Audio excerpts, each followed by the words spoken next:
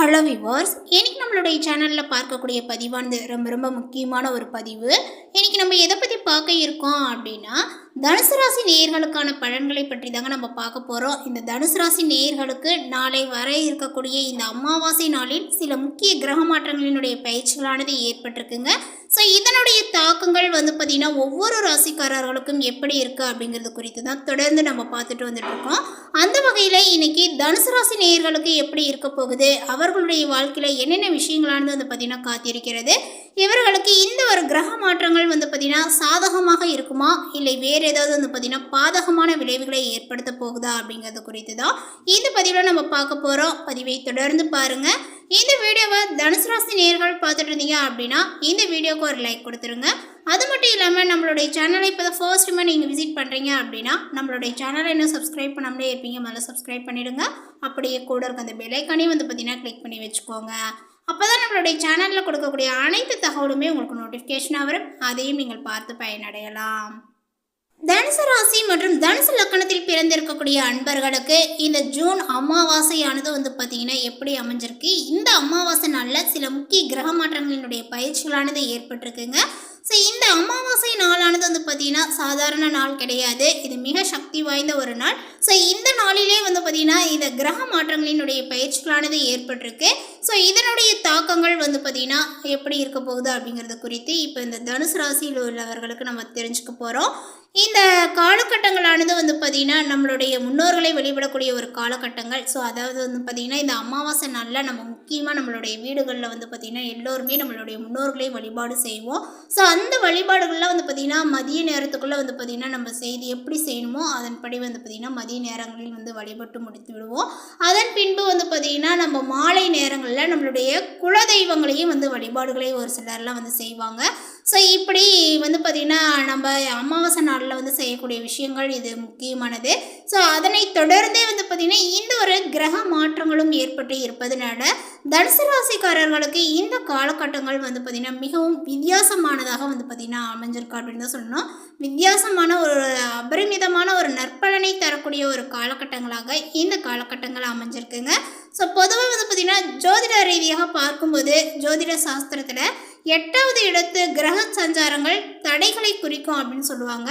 அப்படி கூறப்பட்டாலுமே இந்த காலகட்டங்கள் உங்களுடைய ராசிநாதனான குரு பகவான் இப்பொழுது 8ஆம் வீட்டில் பார்த்திங்கன்னா உச்சநிலையை அடைய போகின்றார். ஸோ இந்த ஒரு நிலை பார்த்திங்கன்னா ஒரு அரிய திருப்பமாக உங்களுக்கு அமைய போகுதுங்க.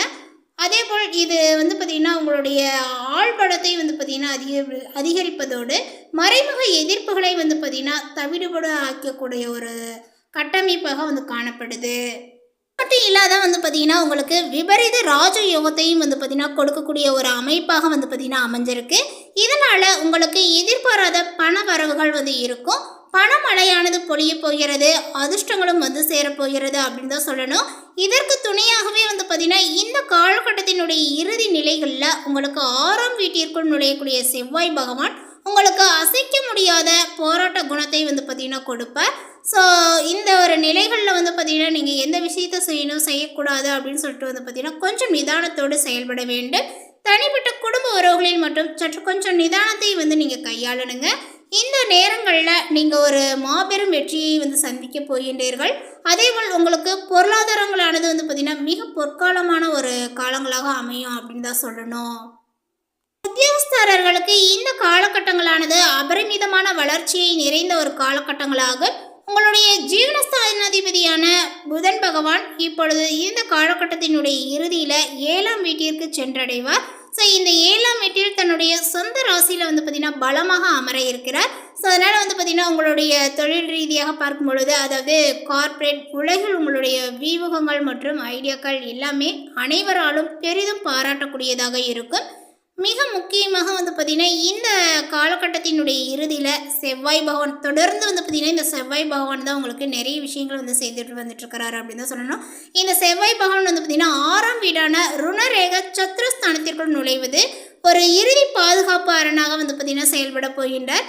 உங்களுடைய உழைப்பை குறைத்து மதிப்பிட நினைப்பவர்கள் தாமாகவே பார்த்திங்கன்னா பின்வாங்குவார்கள். நீண்ட நாட்களாகவே பார்த்திங்கன்னா எதிர்பார்த்து கொண்டிருந்த பதவி உயர்வுகள் அல்லது துறை ரீதியான இடமாற்றங்கள் இந்த மாதிரி விஷயங்கள்லாம் பார்த்திங்கன்னா இந்த காலகட்டத்தினுடைய இறுதியில் மிக சுலபமாகவே உங்களுக்கு முடிவடையும். தகவல் தொழில்நுட்பம், தரவு பகுப்பாய்வு மற்றும் ஆராய்ச்சி துறையில் இருக்கக்கூடியவர்களுக்கு 8ல் இருக்கக்கூடிய உச்சகுருவினுடைய அருளால் இப்போ பெரிய ஒரு திருப்பு முனைகள் பார்த்திங்கன்னா ஏற்படும் அப்படின்னே சொல்லலாம்.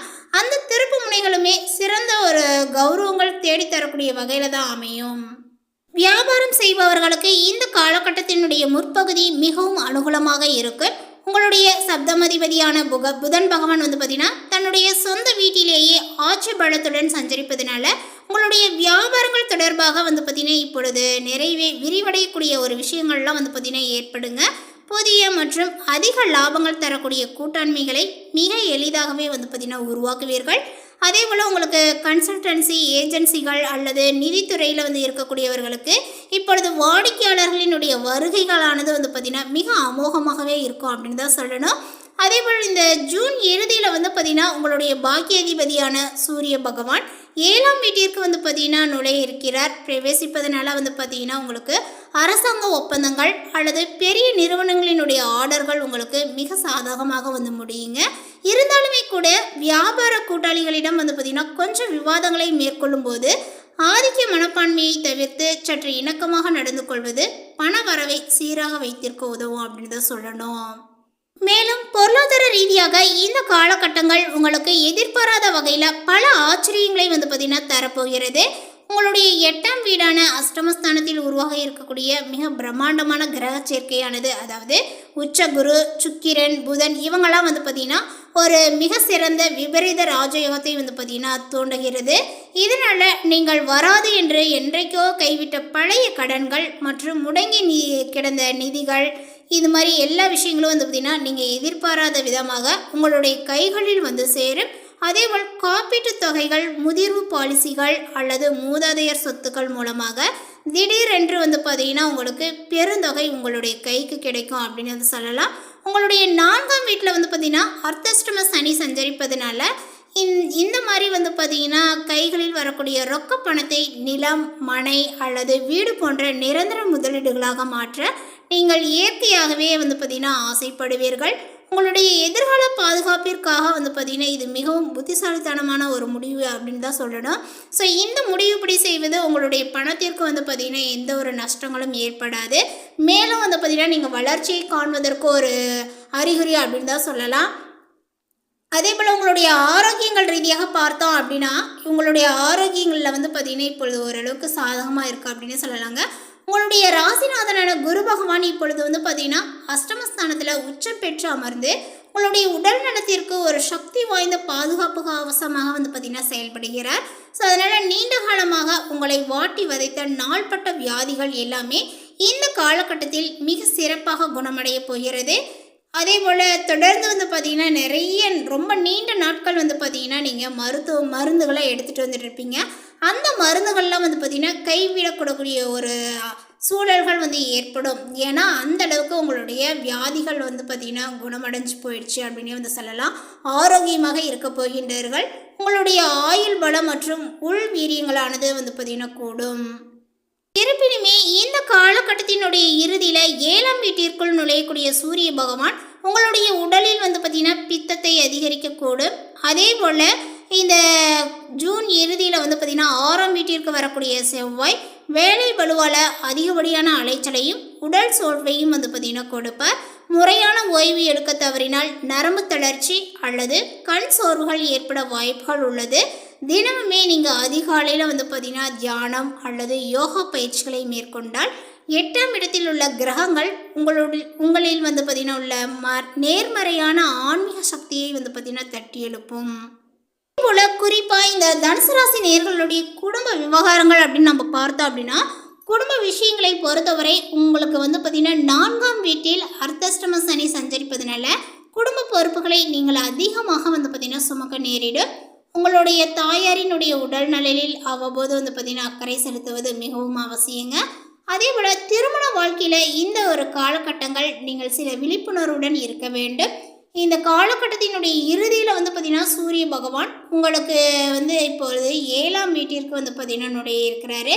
ஸோ இந்த நேரங்கள் உங்களுடைய வாழ்க்கை துணையிடம் தேவையற்ற பார்த்திங்கன்னா அதிகார மனப்பான்மையோ அல்லது ஈகோவோ பார்த்திங்கன்னா வெளிப்படுத்தக்கூடாது.